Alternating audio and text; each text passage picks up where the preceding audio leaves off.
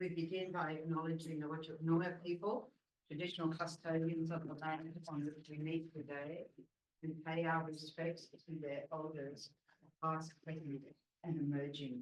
We extend that respect to Aboriginal and Torres Strait Islander peoples everywhere. Offer Mandala. Do the short one.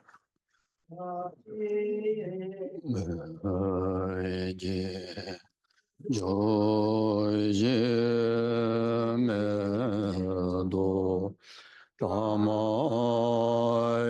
re ra le ye de ye ma de sa ye do me de ma ye do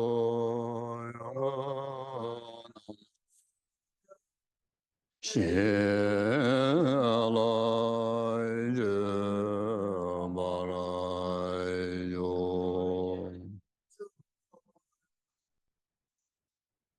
tai ba ye nama je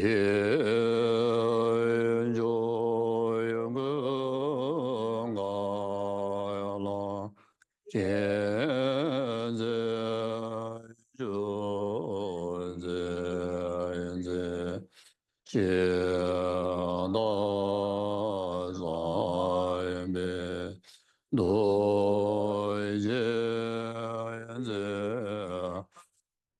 la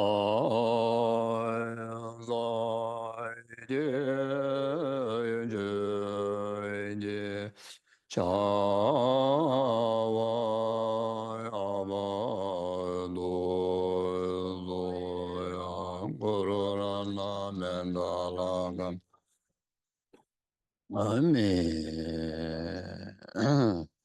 yeah, so refresh refuge in Guru Buddha Dhamma Sangha, then generate altruistic motivation, dedicating for rest of our existence to be most beneficial in the service of virtue, the Dharma, in the service of sentient beings' well-being. Then in particularly this very whole rest of life, including all the past lives, wherever we may be, whatever kind of reincarnations we must have taken, even the reincarnation may be in the lowest hell realm in the past, and all those immeasurable sufferings that we have encountered, even them here now, with the blessings of the Buddha's wisdom, in particularly altruistic wisdom, altruistic attitude that Buddha have revealed to us. Now you understand all those also can be dedicated for the benefit of numberless sentient beings' enlightenment. So in that way, then, even we happen to be born in the lower realm, now you can make it worth, not wasted. And then no question about those favorable times, favorable rebirth where you have performed great virtues in the past. And there are many times that lack of mindfulness, we have engaged in virtue, but there's no proper motivation. Even there's motivation, conduct a virtuous action, but then didn't manage to dedicate properly. There are so many virtues of the past just become so minor because of those limitations. And now here you can take opportunity, to dedicate even those in altruism. So in short, entire our existence, good or bad, uh, uh, directly or indirectly be some way, be the cause of numberless sentient beings' well-being by the power of this altruistic mind. Yeah, then in particularly today's day, this very session, not to be wasted, as we discussed yesterday, life lies in the nature of impermanent. We cannot take for granted even one present moment. We cannot wait that we will do better next moment. There may not be next moment. So just take full opportunity to everything. Just dedicate in altruism. Yeah. So that's like that. Sanje je dan zo je jo nan la jang jo ba do dan ne ja zo je da je je be zo na ma do la ben je zang je ru ba ra jo zang ye je dan zo je jo nan la jang jo ba do dan ne ja zo je da je je be Sanje Drubara Jo Sanje Judan Zoje Jona La Janju Badu Dane Jazonje Daji Cheche Jebe Zonama Dola Benje Sanje Drubara Jo Anzemje Damje Dewa Dan Devi Dewe Judan Demba Juje Semje Damje Dunga Dan Dunga Je Judan Dawa Juje Semje Damje Dunga Meben Dawa Dami Dawa Juje Semje Damje Nirenja Dan Yidan Dawe Danyola Nebra Juroje Semje Damje Dewa Dan Dewe Judan Dembra Juje Semje Damje Dunga Dan Dunga Je Judan Dawa Juje Semje Damje Dunga Mebe Dewa Dami Dawa Juje Semje Damje Nirenja Dan Yidan Dawe Danyola Nebra Juroje Semje Damje Dewa Dan Dewe Judan Dembra Juje Semje Damje Dunga Dan Dunga Je Judan Dawa Juje Semje Damje Dunga Mebe Dewa Dami Dawa Juje Semje Damje Nirenja Dan Yidan Dawe Danyola Nebra Juroje Kange doje ne zone dawa damje pambe chere dambe chune den zebe godam de la cha se lo toni ni je song do jo be la ma se je ze je kanje ten de gu cha na be mo ten zen ja zo so wa de zo da yu qin je lo oh yeah good morning everybody oh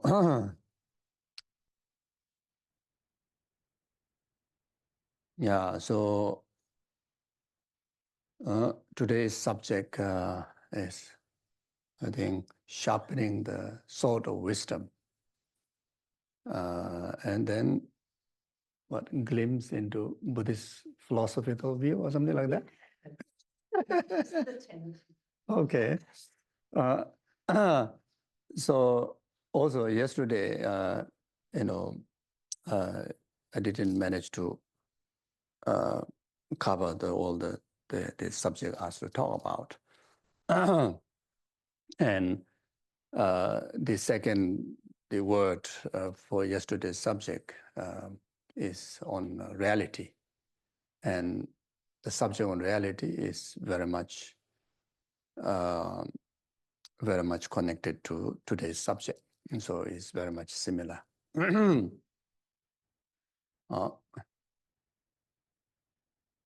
So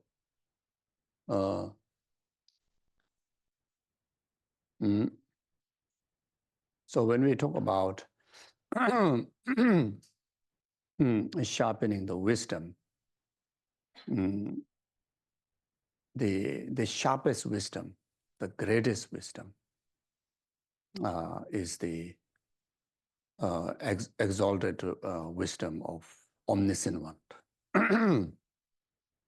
So that is our ultimate objective about uh, mm, the learning the Dharma, objective about making ourselves more wiser. Uh, uh, then, in order to reach that goal, then we need to achieve the non-conceptual direct wisdoms. Direct wisdom, realizing the ultimate reality or ultimate truth of the self and phenomena. In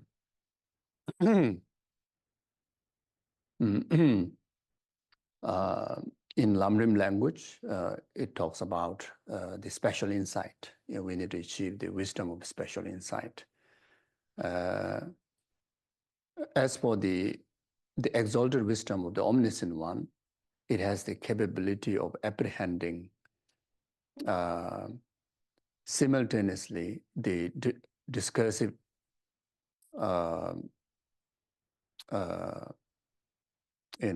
the simultaneous function of the discursive wisdom and single-pointed wisdom. Within the trainers, even to the Arya being, there's no simultaneous function of discursive wisdom and single-pointed wisdom simultaneously.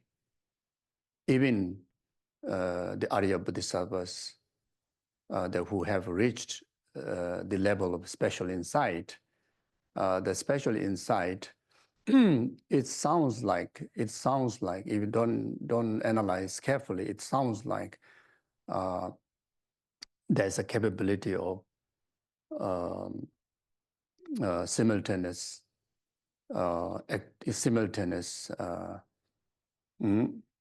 apprehensions of or simultaneous function of the discursive and single-pointedness wisdom.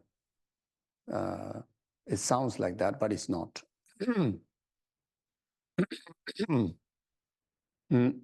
So for the Arya Bodhisattvas or the Arya solitary realizers and Arya hero realizers, the function of special insight is using the single-pointed mind as a foundation, as a base to bring about the effective discursive engagement of the wisdom to the phenomena. So using the foundation, using the base. But when the discursiveness function, the single-pointedness, simultaneously won't able to manifest even to the 10 Bhumis Bodhisattvas.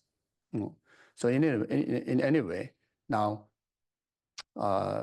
in order to achieve the ultimate wisdom, then we need to achieve the special insight, the non-conceptual direct realization on emptiness on the basis of achieving the highest level of the single-pointed concentration, the shamatha. Now, in order to achieve that, we need to achieve the conceptual realization on emptiness.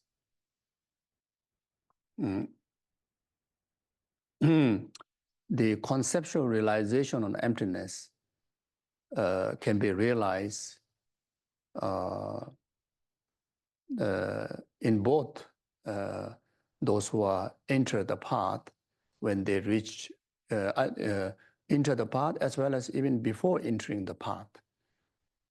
Even before entering any of the path of Mahayana, Bodhisattvayana path, or Hearer's path, solitary realizer path.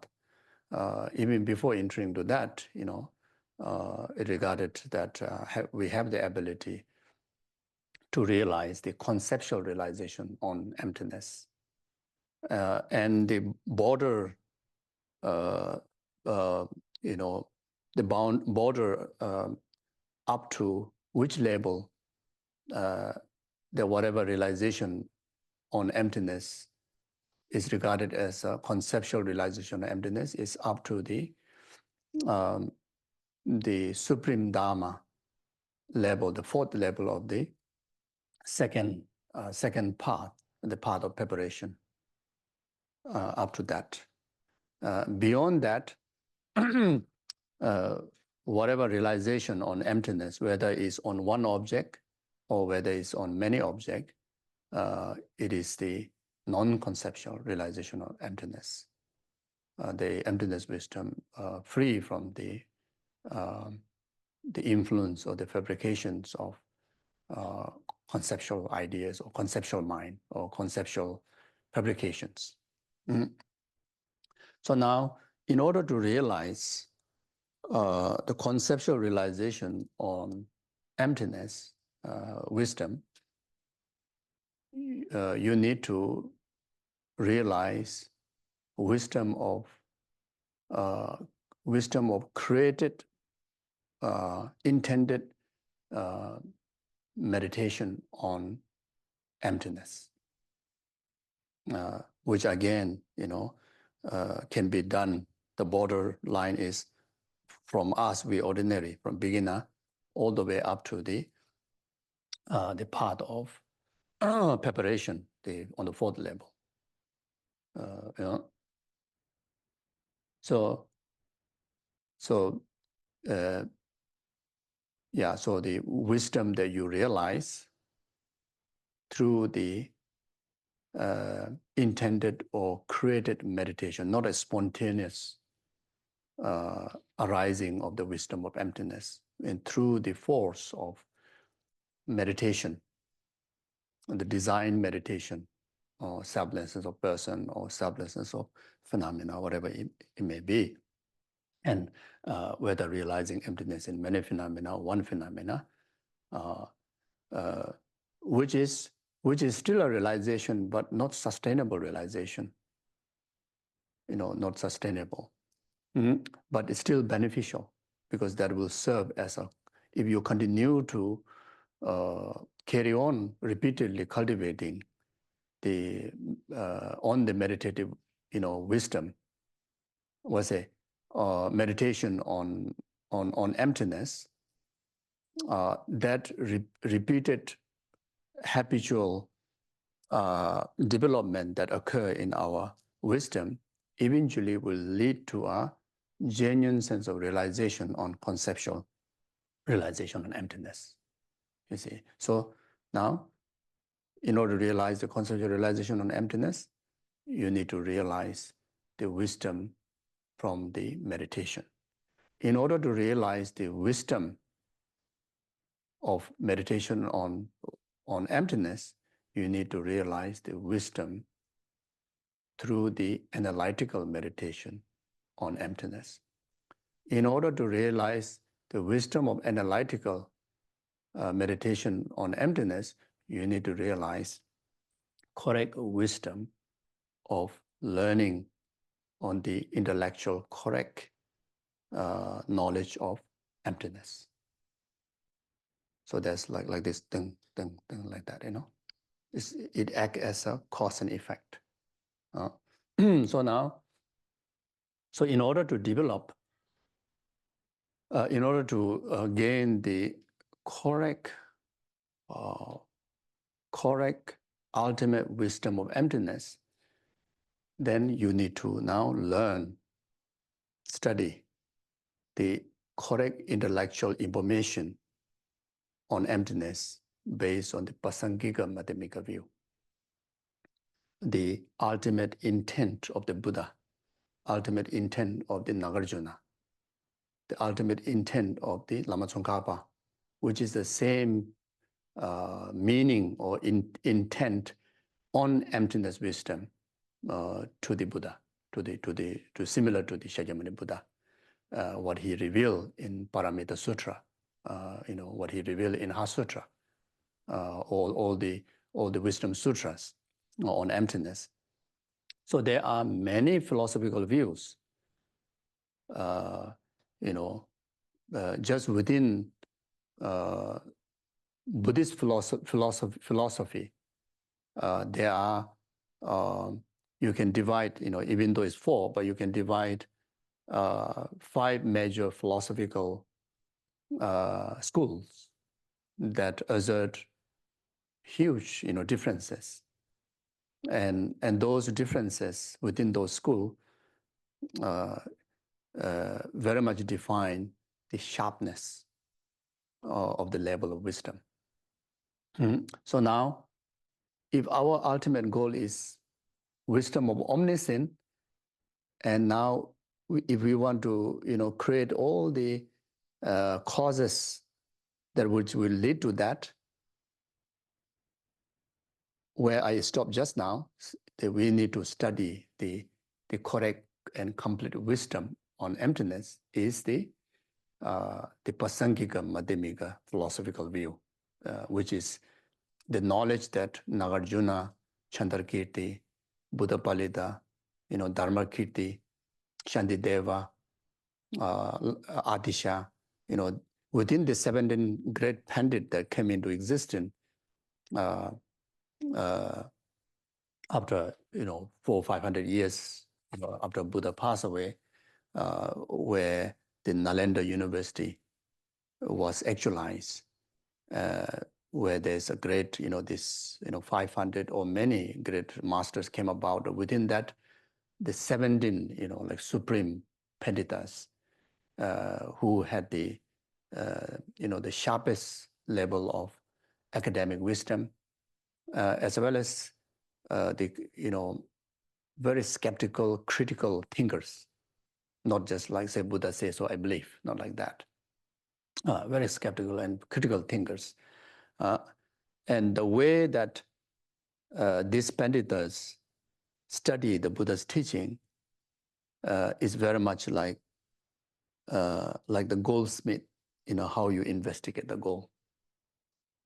The goldsmith, when they investigate the gold, they cut, they burn, and make sure that you really see the absoluteness of the the qualities of the gold, then they accept as a gold. So very much in the initial level, it's very much like most of the Westerners. You're good. Maybe you are in the category of the smart students, smart practitioners. The smart practitioners are very critical. So they are not based on faith. They're based on reasoning, mainly, logic and reasoning, investigation. So so this panditas, starting from Nagarjuna, they study the knowledge and very much like, maybe very much from the 10%, very much the Buddha's own word is just like 1%. The rest of the percentage is your own, logic, your own reasoning, your own observation. Especially the observation is by applying those wisdoms, through analytical meditation, observation meditation, repeated, such analysis. And when they gain realization, the actual impact, actual realization, what mentioned or what claimed by the Buddha, when they gain that result, then they establish validness of the teaching. You see, then only they establish validness of the teaching. Then they start to, compose commentaries on that, etc. So therefore, along the process of such investigation, very much 4 schools are formed.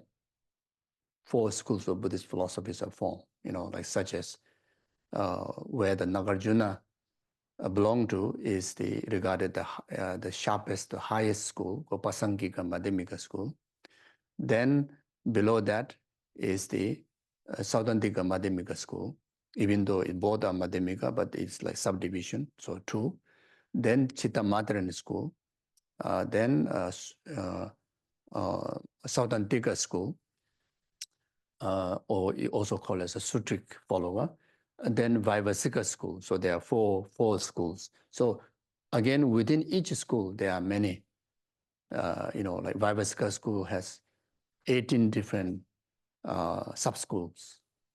And those sub-schools are again based on the sharpness of their assertion, their logics, their reasonings, the result of their investigation on the teachings of the Buddha, like that. So then there are so many other views on reality other than Buddhist school. In India, before even Buddhism came about, there are Hindu schools are there, and Hindu schools, there are so many different schools on the views, and those also need to include the label of the defining the sharpness of wisdom. You see, so therefore, so now, yeah, even to gain correct and complete wisdom of learning on emptiness, then we need to learn the correct assertion of the philosophical view on emptiness, and according with the Pasangika Madhyamika view. Now, in order to get to make sense, in order to really to understand what exactly the view of Pasangika, or what exactly the view on emptiness of the Buddha's intent, or Nagarjuna saying, or Lama Tsongkhapa saying, or Shantideva saying, in order to get to that understanding, we need to understand the view that presented by the Sautrantika Madhyamika view. You see, like such as Buddha Palita asserted as a is like sometimes it looks like falls into Pasangika Madhyamika, and sometimes like looks like fall into Sautrantika Madhyamika. So you can regard maybe Buddha Palita, his main assertion on the emptiness view, you can regard as the entry level to the higher view that presented by Dharmakirti or say Chandrakirti. So then, in order to really to get to understand that Sautrantika Madhyamika's view, then we need to understand the view that presented by Chittamatra, like such as Asanga, from the seven independent, like Asanga's main assertion on the view of the Chittamatra, you see. Now, in order to get to understand that, then to understand the Sautrantika or the Sutric follower and the Vaivasika, which of the two view majority is very much similar, like very much based on the Abhidharma by what you call the Indian Vasubandhu, is based on the Vasubandhu's the philosophical assertion. So now in order to have a clear understanding of even the view that established in the Vaivasika school, then it is very important to learn about the views of the non-Buddhist philosophical views. So there are few names, I don't know how to say in English, like called Chetagba, Tangjemba, So all these are actually within the Hindu philosophical schools, like those of certain schools. They assert Atma, like permanent Atma, certain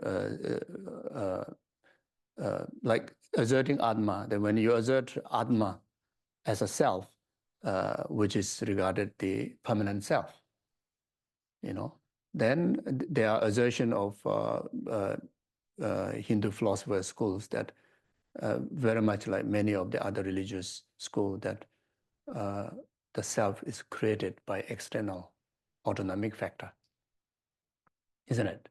So, so there are many labels of, again, characteristics are defined about the ultimate reality of self and phenomena. Whether they talk about phenomena or not, but at least they discuss on one phenomena, which is self, which is the topic of all the schools, whether you're Buddhist or non-Buddhist. That's the base. So like that.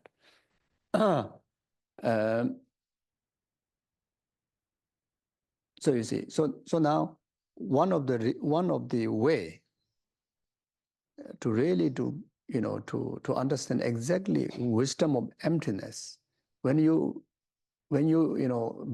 blandly ask you what is the definition of wisdom of emptiness, you say, oh, the wisdom that which perceive lack of inherent existence. Okay, what do you mean that? And you may say another, maybe philosophically, another bigger word, or lack of intrinsic existence, lack of true existence. Okay, fine, but what do you mean? Isn't it? I mean, do you get it just by that word? I don't get it. I didn't get it. How many debate also still didn't get it. So anyway, so now the way to understand the definition of emptiness is,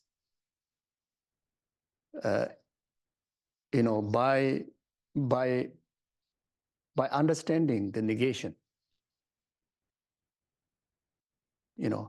When you understand what are the negation, then you understand what is exactly the wisdom.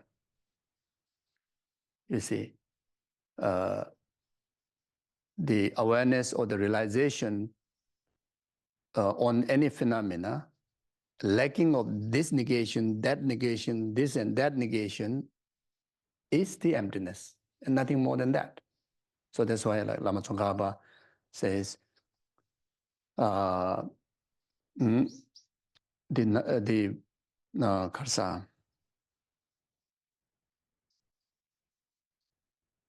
So I can't remember the exact wording, but it's in order to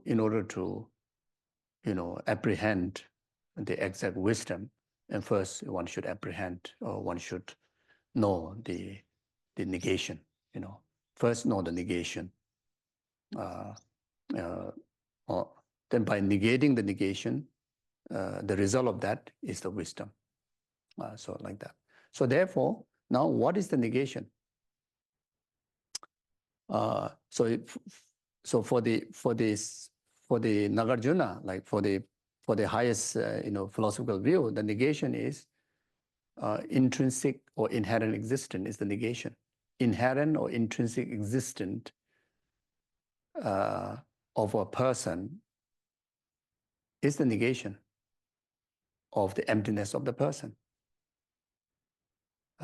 And as for the Sautrantika Madhyamika, the true existence of the person is the negation of the emptiness of the person. For the Chittamatra, the dualistic existence of the person, dualistically,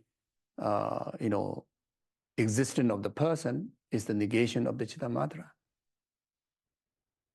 Then for the Sautrantika and the Vaibhasika, very much the same.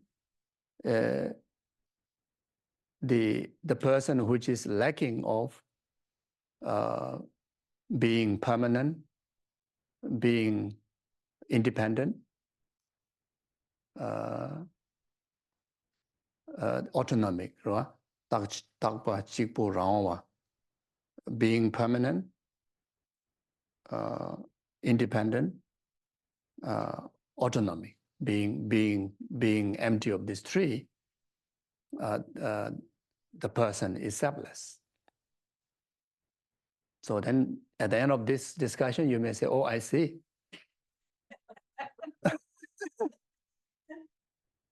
So then still, it's not good enough. And most of the time, we just kind of settle here. Maybe the introduction is very much up to this. Then they say, go and meditate. But I don't think that can solve the problem. I believe there's many more layers of instructions, in order to clarify,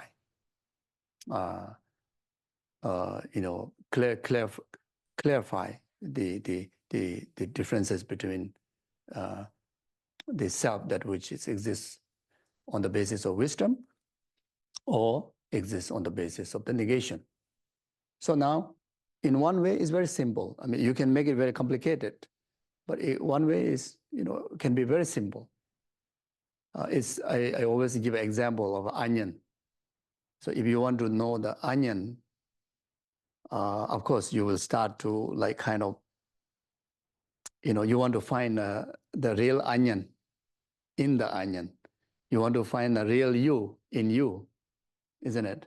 So where you're going to find is within the aggregates of the onion, within the aggregates of the person, isn't it? So you will start, of course, you will say, oh, the skin of the onion is the onion. Yes, of course, you will say, no, so obvious, isn't it? It's the skin of the onion. Like two phenomena already. It's not one, isn't it? You see? Belong and belonging, skin of the onion. Okay, if that is not onion, then the onion should be inside. So you peel the first skin out. Then you peel the second skin out. That also not onion. You peel all the way to the center. You peel it out. That center, whatever, the tiny in the center, that also not onion. And of course, that you will kind of like cut into 3 pieces, 4 pieces, whatever. You make it completely open. What you see is the empty of, you thought the onion is, vividly out there, but there's no onion, isn't it? So onion is actually simply merely label on something that which whole thing put together. And this was defined as onion. So therefore the onion is nothing more than merely label. Onion is nothing more than merely onion. Onion is nothing more than merely onion, the word. So, or very much the name, designated on the basis of all factors together, you see. And of course, the factor need to be valid factor, So you see, within Tibetan Buddhism, even within Tibetan Buddhism, like Nyingma Kagyu Satya Geluk, and there are many philosophical schools within the Tibetan Buddhist tradition that came before Lama Tsongkhapa. There are quite a number of tradition, negate the valid ways. They completely establish, just a word, just merely name. Yes, of course, the word merely name is correct, but then there are certain philosophers interpreted, certain tradition interpreted, merely label can be achieved without needed or valid ways. But Lama Tsongkhapa, how to say, mm, mm, rectify, I don't know how to use. Lama Tsongkhapa clarify that, for Lama Tsongkhapa, in order to establish the mainly label, you need a valid ways. In order to establish ultimate truth, ultimate reality, you need conventional truth. Conventional truth is the valid ways. You see, so therefore, in the teachings of the three principal aspects of the path, Lama Tsongkhapa stated, until you realize the meaning, until you realize interdependent arising as a meaning of emptiness, you have not accomplished, the complete understanding of the emptiness. So that is the point. That's the answer to all the other philosophers. You see, there are meditation in relation to even like Dzogchen or Chakchen, just like completely get to the point like losing of everything, like nothingness, like nothingness of the mind, nothingness of the person. But for Lama Tsongkhapa's understanding on emptiness is, you are not meditating on the nothingness of the person. You are actually meditating on the legitimately existence of the person by negating wrongly, mistakenly established person. You see, so like that. So therefore, now with the example onion here, you see, now if you relate to the philosophical view, first, the earlier I mentioned about from the higher school to the lower school. Okay, now we go from the lower school to the higher school. So also introduce the negation of each school, isn't it? So now, exactly like how you peel the skin of onion, you need to peel each of these negations, and you will reach exactly to the point what it really meaning lack of inherent existence. What you will reach to a point that exact definition of inherent existence, exact definition of substantial existence. You see. So now, first, on the self, let's say we take self as a base. Or you peel the first skin of self-being as a permanent. Then you peel the second skin of self-being as an independent, and self-being as autonomically existent. And that is so easy to get it, isn't it? We are not permanent, isn't it? I am not permanent person. It's so obvious. You see? So I see, that's so easy. You see? So, and I'm not independent person, I'm dependent person. I depend on my past karma. I depend on my past continuum. For me to be as a human, as a person, I dependent on my father, mother. Without father, mother, where got me? Isn't it? So how can you say that you are independently pop up? Or you are forever existent. Permanent means no changes. It has to be, pre-existent even before our conception is there. And of course not, this particular person, exists within the frame of last 40, 50 years. So obvious, isn't it? Then you also peel out the autonomically existing person. So either you can apply this to the independent person, autonomic. One of the reasons you can apply is you are not a creator of others' power, other autonomic power.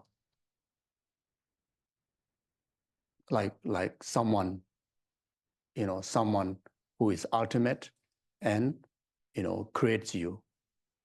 You have that autonomic freedom, that independency.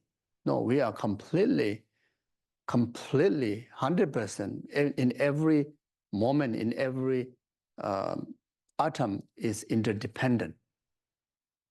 You see, there's no independent, there's no autonomic at all. You see, so now once you peel it out, now you can peel it out the skin, the negation that which presented by Chittamatra, the dualistic, the dualistically established person. You see, so the Chittamatra view, they do not assert any, true existence of the external phenomena, like such as form, sound, etc. Every existence, including of the person, is simply imputation of the mind. It's very close, I mean, quite close. The pronunciation of the word is very close to what the Pasangika Madhyamika would pronounce. But one thing is missing is merely label. You see, Pasangika Madhyamika, Nagarjuna would say, person exists merely in name, merely labeled by the mind. But for Chittamatran, would say that person exists labeling of the mind, but won't able to pronounce merely labeling of the mind. You see, but it is still beneficial. One of the skin that you, without peeling it, you won't able to progress. You see, so therefore, first you establish that without the interdependent of the continuum of my past consciousness, the past consciousness, I won't able to exist as a person. That has to be there. Even the person me can able to exist even without the dependent on the dependent on the physical factors, physical aggregates, other than the number 6 mental aggregates. Okay, now I'm also confused what I'm saying. I didn't get the point what I'm saying. I wanted to say something, but then I'm saying something else. So anyway, so first, we established the understanding that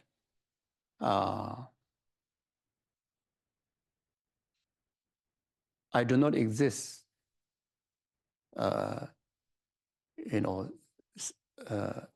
truly in substance, truly in the substance of the physical phenomena to define me as a person. I'm no more than simply ripening of my karma as a human being.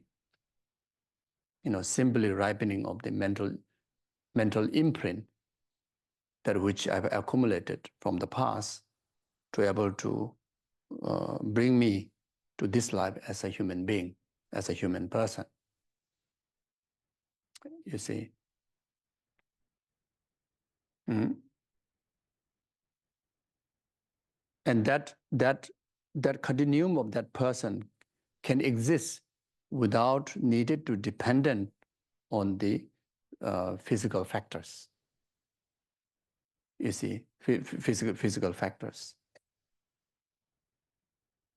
You can be born as a formless being where there's no physical factors to establish as existence of your continuum. Once you believe life and rebirth, once you believe the three world of existence, formless, formless desire realm. So in the formless realm, there's no physical aggregates, but still the continuum of the person still exists, isn't it? So, so in order to exist, the person not must depend on a physical atom. You see, so that part, once that part is clear and it's clear to our mind that, oh, there are possibility, the person can be exist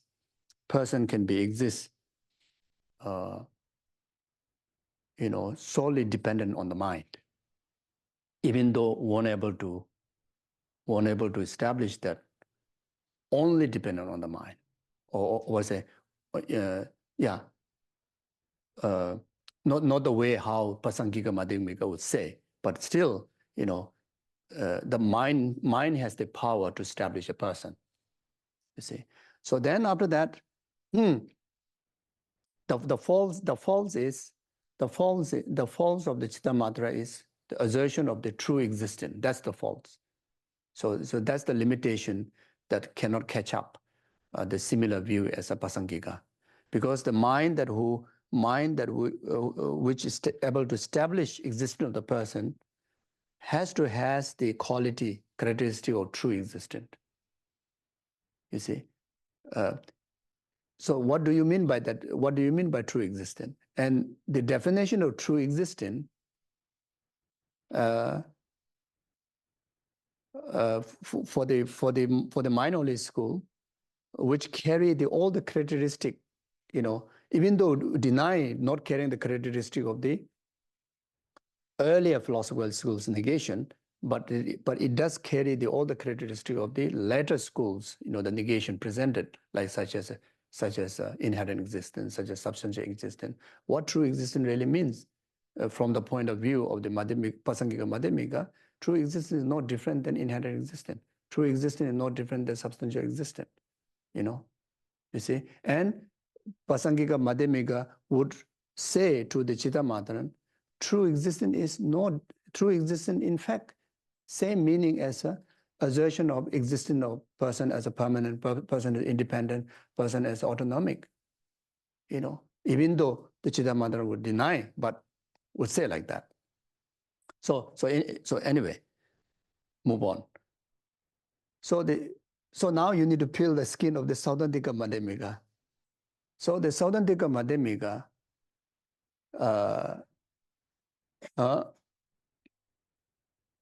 do not assert true existence, which is now upgraded, but unfortunately, it asserts inherent existence.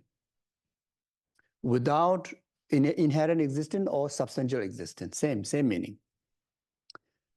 Without without establishing the base, the substantial base, either from the imputing mind or the object where you're going to impute, there's no possibility to establish existence.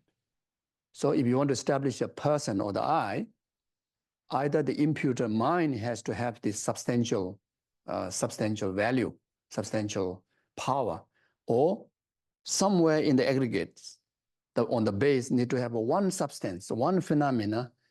It's like one potential.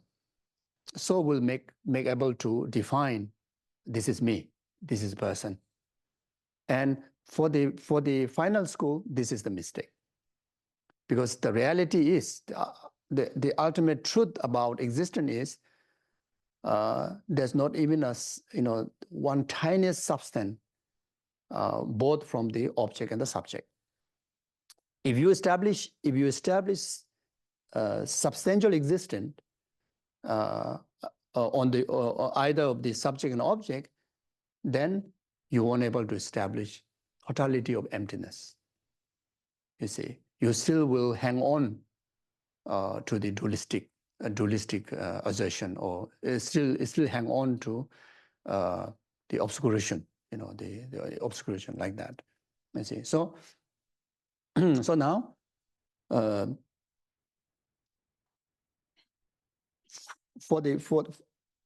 okay, so yeah, for some may be easy, but for some maybe this you may be thinking what I'm talking about. But it's okay. It's okay. It is a subject. We have to talk about it. We have to crack it. So now,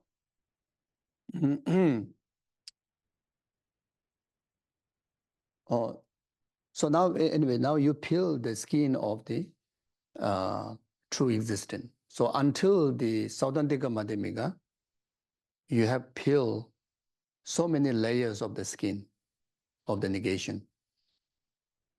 Now you left the final negation, the most subtlest negation, which is the substantial existence or inherent existence.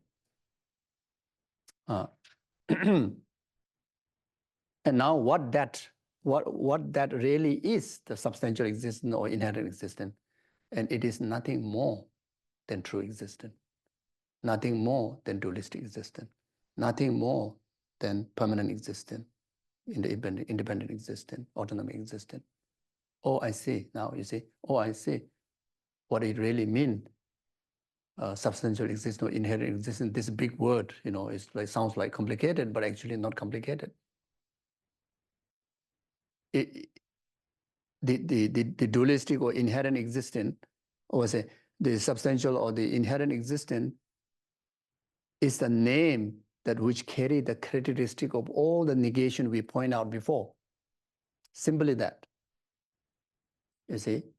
So now you very much like arrive to the core of the onion. So when you come to a knowledge that true existence or the substantial existence or inherent existence is nothing more than the negation name before, is very much like the very central onion is open, and what you see is empty of all of them, and that is the ultimate truth. So now, of course, we have to now, not in theoretically, but you need to do that investigation using your own persons, living persons,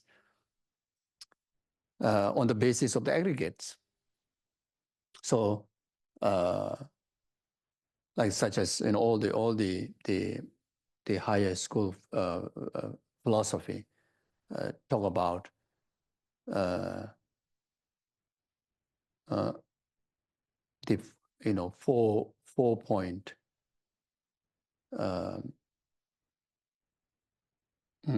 clearing the four corners to establish the central, truthful existence of a person. The self is not exist, by self. Self is not exist by others. Self is not exist by both. Self is not exist by neither. Like Dale Mai, Shele Mai, Nile Mai, Jime Ngobogana, Kiwana, Yo Mai. So there's like that. You see. So self is not, exists the inherent cause, inherently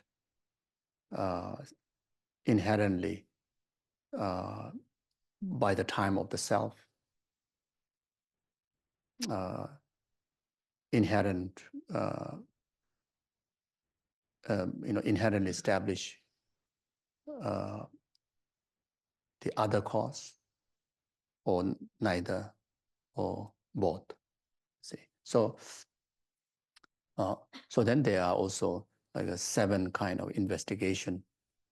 Like in the text talks about using the example of chariot, and there are also 4 points and analyzing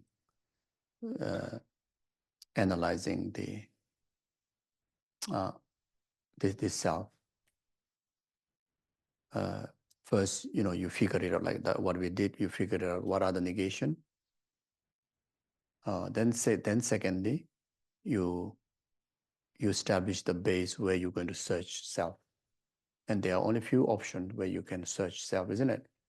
Either within or without.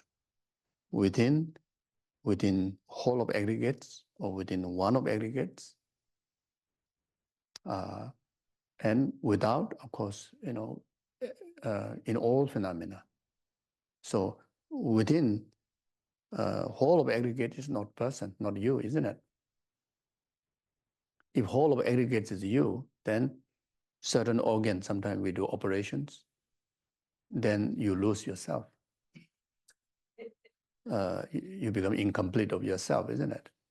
One of aggregates is yours, then physical body may be you. And how about the compositional body? How about the mental body?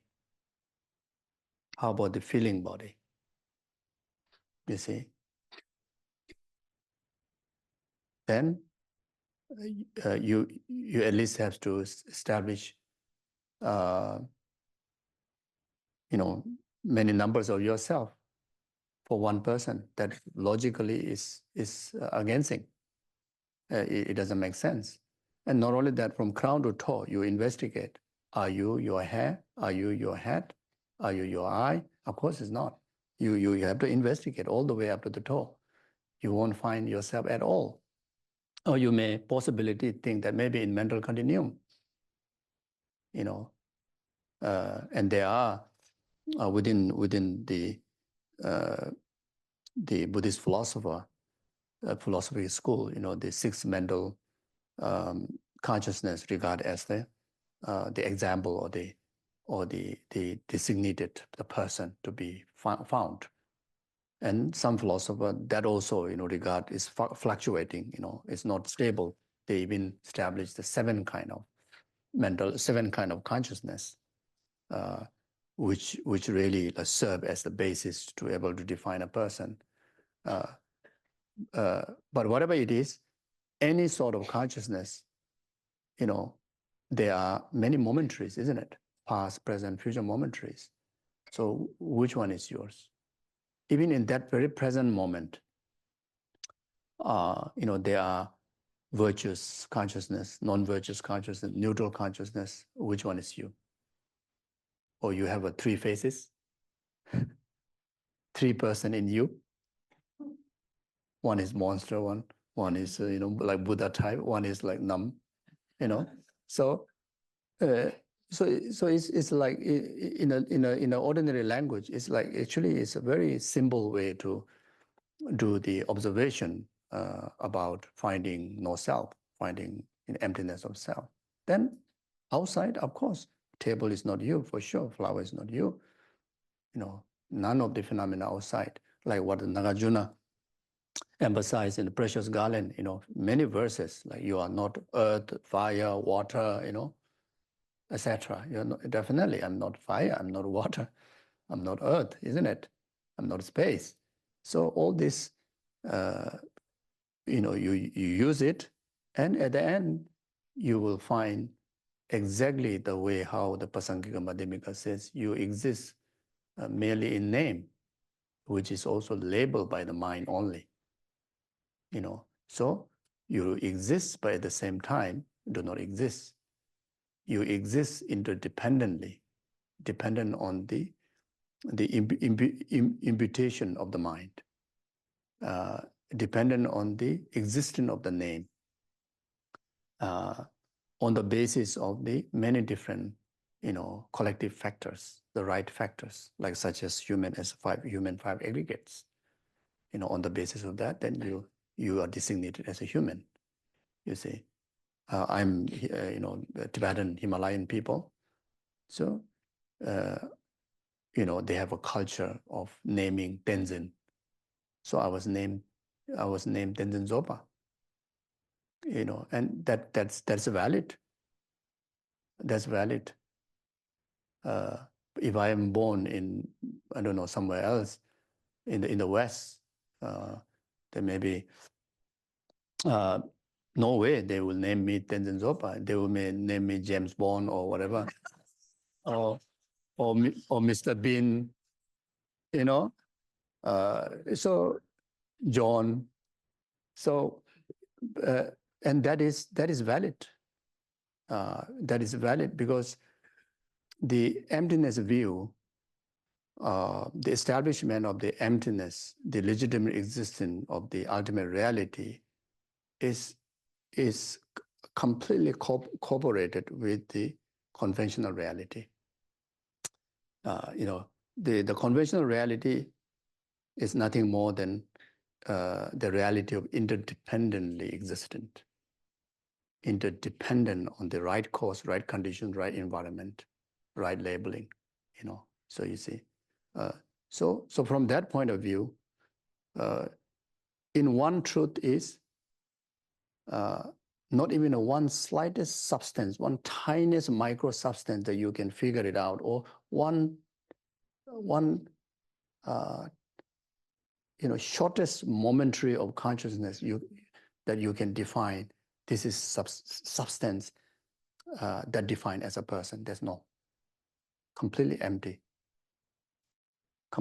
of it. Empty of it.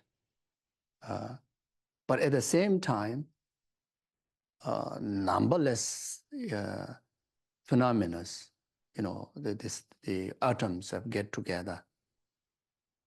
Numberless momentaries of the consciousness factors get together. And that created a perfect interdependent basis to able to, have a unmistaken label, which is perfectly suited to you. You see, and that become you, isn't it? And it is so amazing. We truly exist merely in name. It does not require.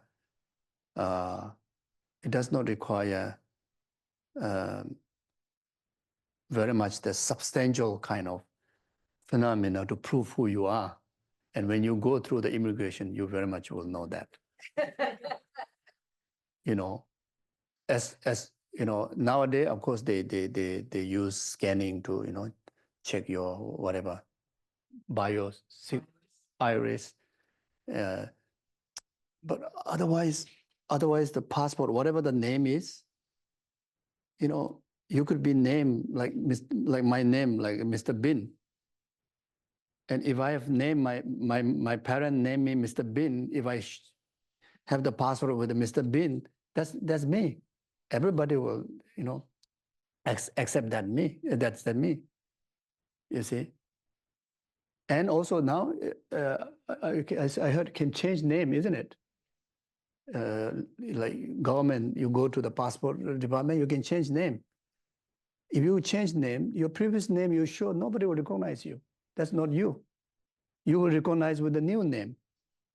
And that is nothing more than the word, nothing more than the labeling. It's truly we exist mainly label only, you see. So all these complications of this tangible kind of physical inconvenience, these are just circumstantial.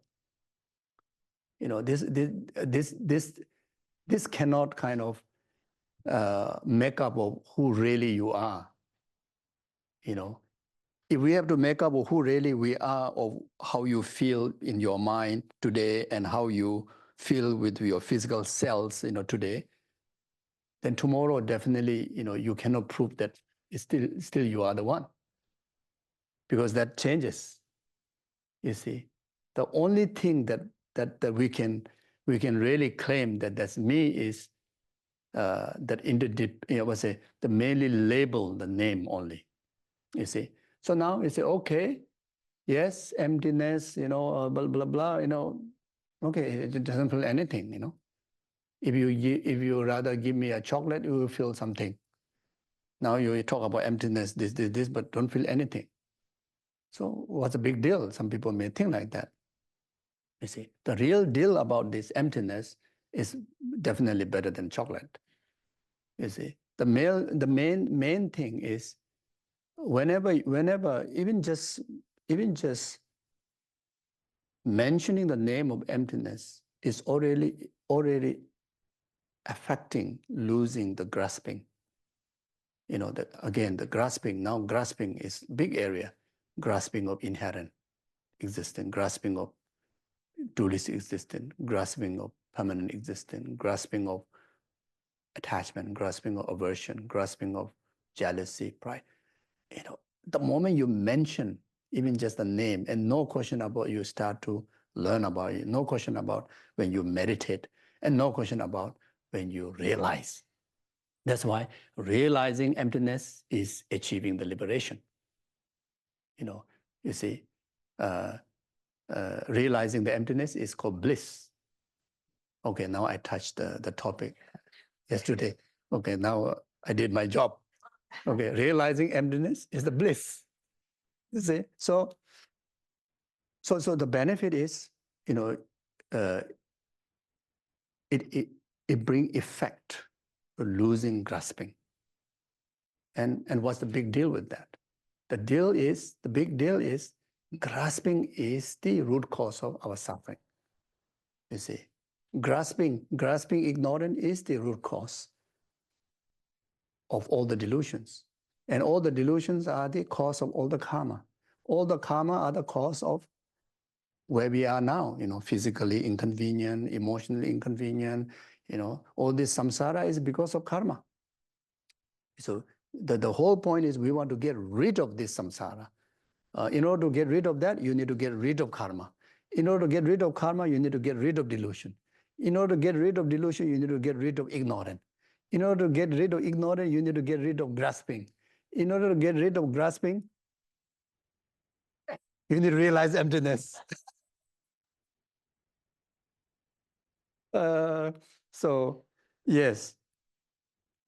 So like that.